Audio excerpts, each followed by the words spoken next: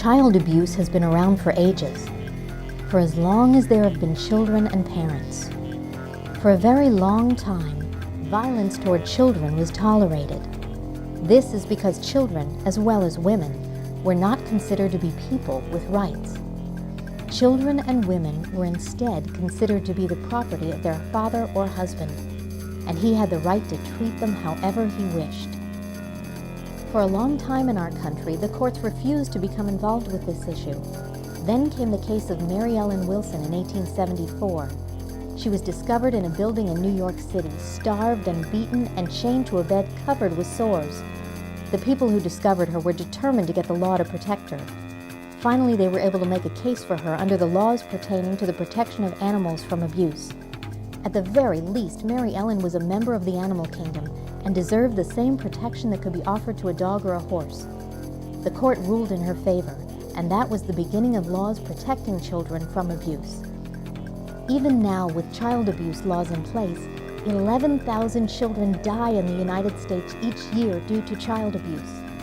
It is the 6th leading cause of death for children under the age of 14 in our country. That translates to 3 children dying each day due to child abuse.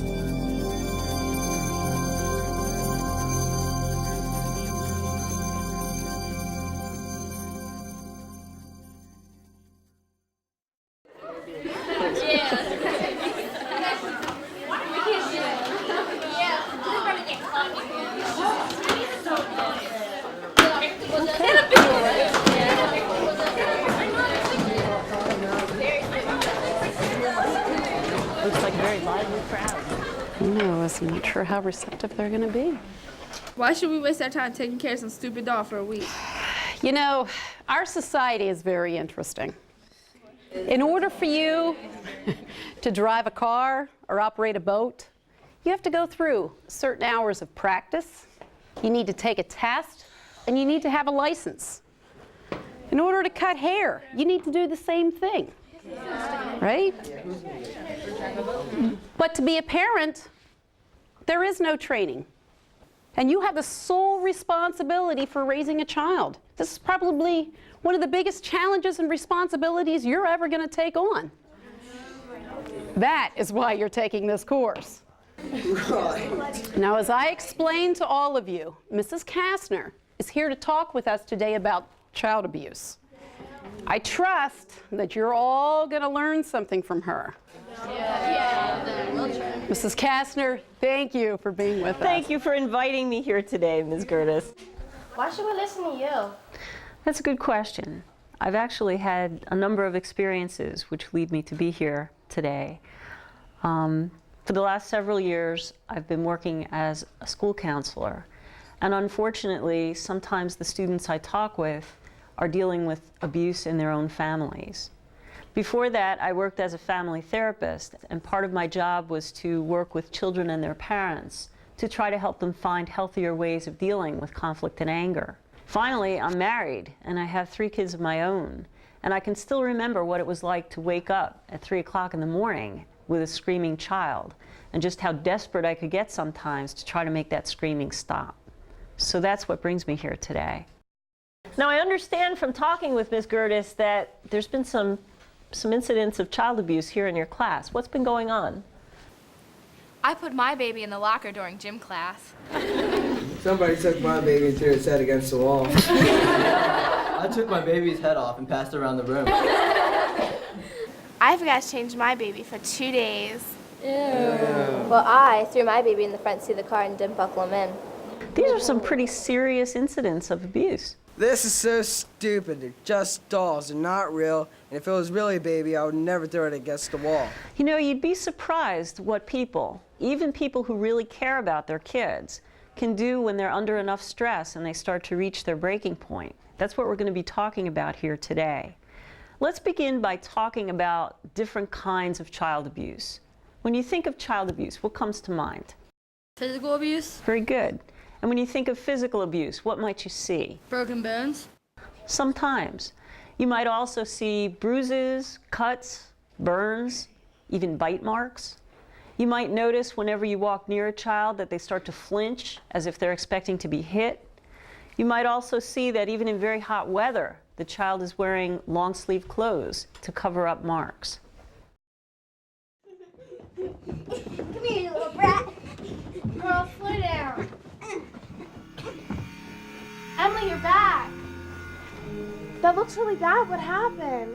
Nothing. I fell out of bed and hit my back. I'm fine. Nuh-uh. That's when Mommy got really mad at you for spilling the orange. Shut up! I fell out of bed and hit my back. I'm fine. Are you sure you're all right? Yes, just leave me alone. Okay, so physical abuse is one type. What's another? What about emotional abuse?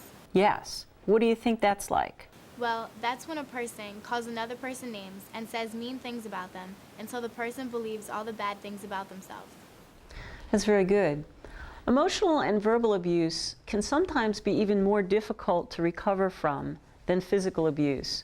Broken bones and bruises will heal eventually, but when parents call their kids stupid and say terrible things to them over and over again, those memories don't go away, and sometimes they can cause a lot of damage. Hey man, why are you still practicing? You got the best on the team. I missed one tonight. Had to keep on practicing. Where have you been? I've been waiting for you for over 5 minutes. See you later. Old crazy man here. I'm out. Peace. Who do you think you are, practicing to lose another game while I sit in the car? You are a miserable piece of dirt. You'll never amount to anything, you little creep. You should be grateful I let you stay in my house and feed you. You're worthless.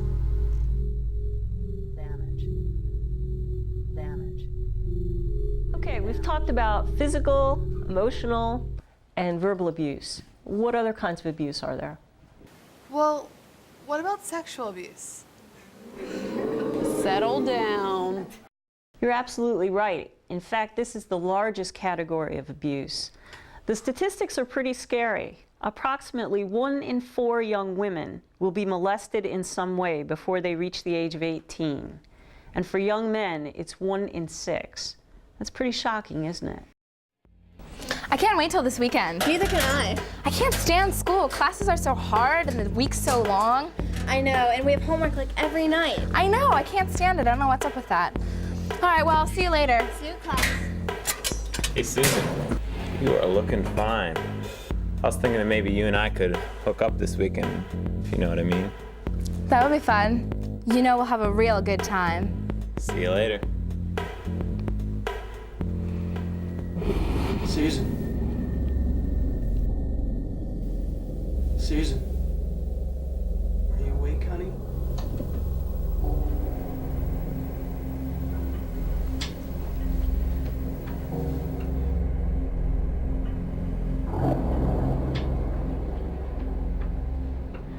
Your Uncle Tony is lonely, and your mom is working late again tonight. And I need some company.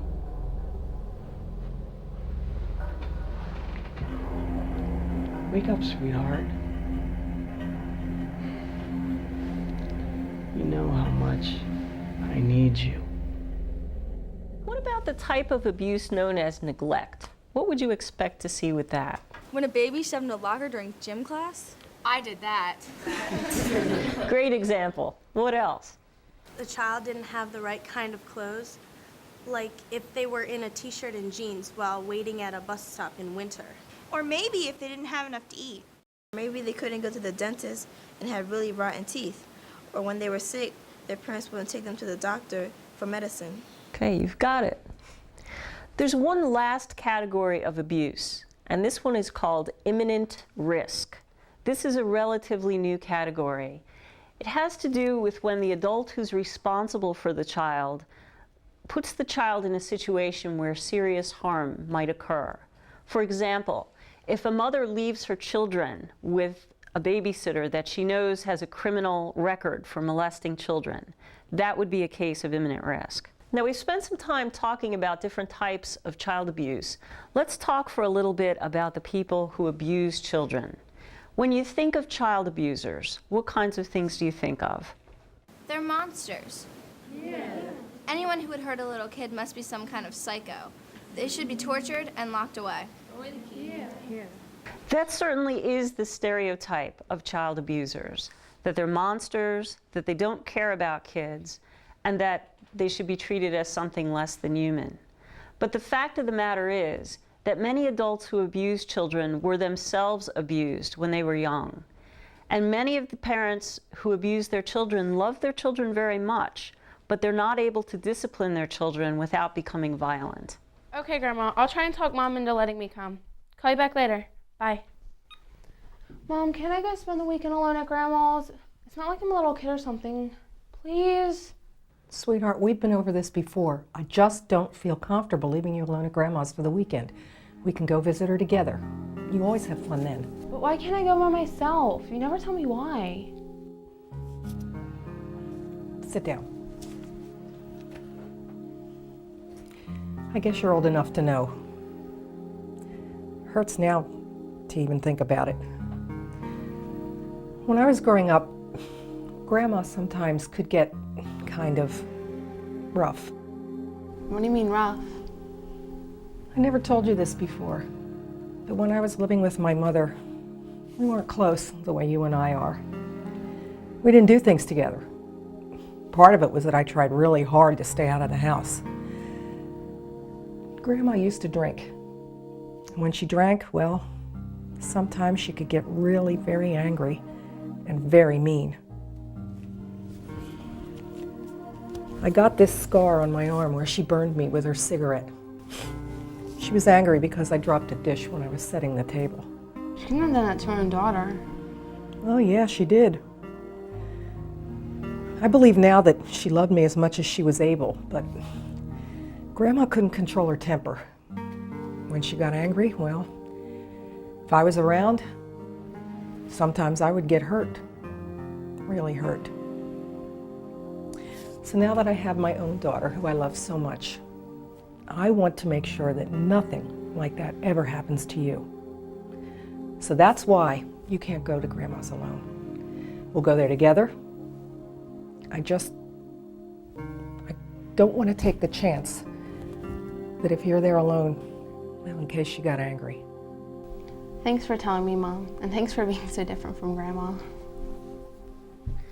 There are other factors which can cause people to be abusers. If they're under a lot of stress, if they lose their job, if they have drug or alcohol problems or untreated mental health problems, or if they just feel very isolated and don't have the support of family and friends. All of these things can increase the likelihood that they could become abusers. But the important thing to remember is that not all child abusers are monsters. They're people who really need help. Mrs. Caston. Yes.